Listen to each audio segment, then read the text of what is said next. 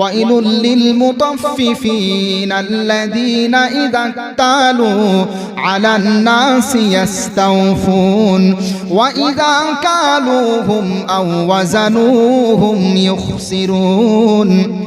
সূরাতুল মুতাফফিফিন 30 নম্বর পারা 7 নম্বর পৃষ্ঠা প্রথম নম্বর রুকুর 1 থেকে আয়াত। মহান আল্লাহ বলছে, ধ্বংস হয়ে যাক ওই সমস্ত ব্যক্তিরা যারা ওজনে কম দেয়। মানুষদের থেকে যখন কিছু মেপে নেয় তখন 16 আনা বুঝে নেয়, আর যখন মেপে দেয় তখন কম দেয়। মহান আল্লাহ বলছেন, আলা ইয়াযুন্নু উলাইকা আন্নাহুম মাবউসুন লিয়াউমিন আযীম ইয়াওমা ইয়াকুমুন নাসু লিরাব্বিল আলামিন। মহান আল্লাহ বলছে, এই যে ওজনে যারা কম দেয়, নেওয়ার বেলায় সমান, নেওয়ার বেলায় বুঝে শুনে নেয়, 16 আনা বুঝে নেয়, আর দেওয়ার সময় কম দেয়। আল্লাহ বলছেন, এরা কি একটু ভাবে না এদেরকে একদিন বিচারের মুখোমুখি হওয়া লাগবে, কিয়ামতের দিন ওঠা লাগবে, সেদিন আল্লাহর সামনে দণ্ডায়মান হবে। আল্লাহ বলছেন, এরা কি ভয় করে না?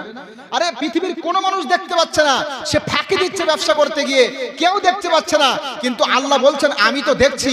ওই বান্দা কি একটুও ভাবছে না যে আমার সামনে আসতে হবে, আমার সামনে দণ্ডায়মান হতে হবে? দুনিয়ার কোনো মানুষ হয়তো দেখতে পাচ্ছে না, কিন্তু আল্লাহর পবিত্র ফারিস্তারা আপনার কাছে রয়েছে, অতন্দ্র প্রহরী আপনার কাছে আছে। আপনি কি করছেন না করছেন সব কিন্তু আমলনামায় লেখা হচ্ছে, ঠিক না ঠিক বলেন? যাই হোক, কিয়ামত দিবসের ভয় করতে হবে। আল্লাহ বলছেন, তাদের ভিতরে যদি কিয়ামত দিবসের বিশ্বাস থাকে, কিয়ামত দিবসের ভয় থাকে, তাহলে হয়তো এই রকম কর্মকাণ্ড তারা করবে না। বিচার দিবস, কবি কত সুন্দর কথা বলছেন, রোজ হাসরে আল্লাহ আমার করোনা বিচার, আল্লাহ করোনা বিচার।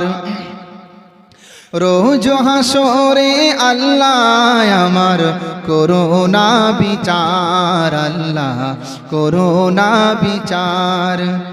বিচার চাহি না তব ক্ষমা চাহে এ গুনাহগার, আল্লাহ করোনা বিচার। আমি জেনে শুনে জীবন ভরে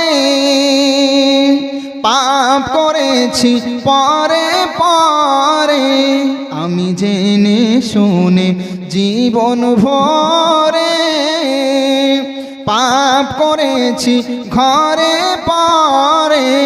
এখন আশা নাই যে যাব তোরে বিচারে তোমার, আল্লাহ করোনা